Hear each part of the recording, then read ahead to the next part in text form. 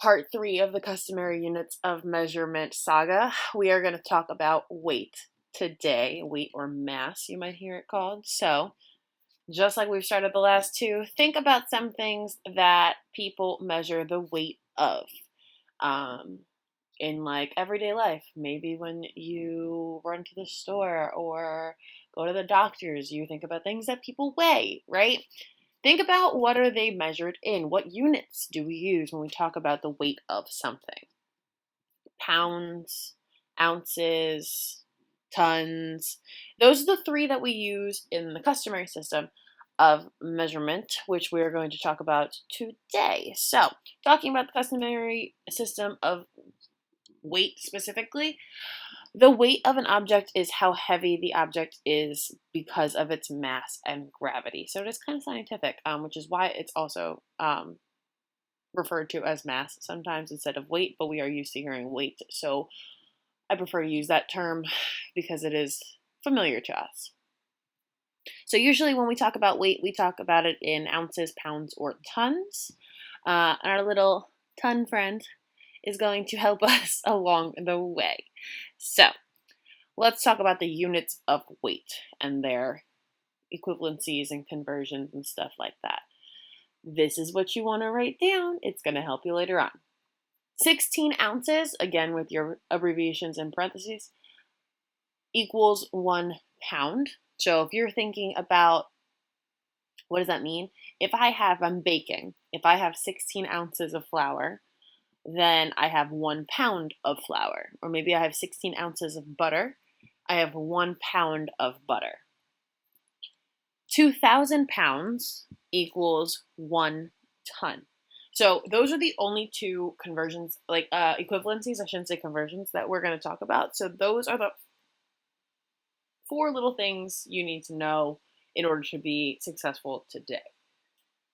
So just like the last 2 days, when we are converting units of weight, we are going to use multiplication and division. And yes, the pattern does continue. Smaller to bigger, you use one, and bigger to smaller, you use the other. So let's try it. 14 pounds equals blank ounces. I want to figure out in my units of weight cloud how many ounces are in 1 pound or how many pounds are in 1 ounce. So I look and I find out that 1 pound equals 16 ounces, or 16 ounces are in 1 pound. So because pounds are bigger than ounces, we are going to use multiplication to help us. So we take 14 pounds, we multiply it by 16 pounds per ounces. Think about it as like 14 groups. Each group, which is each pound, has 16 ounces in it. So we use that to figure it out. So we take 14 times 16 to find out how many ounces we need. And we end up with 224 ounces,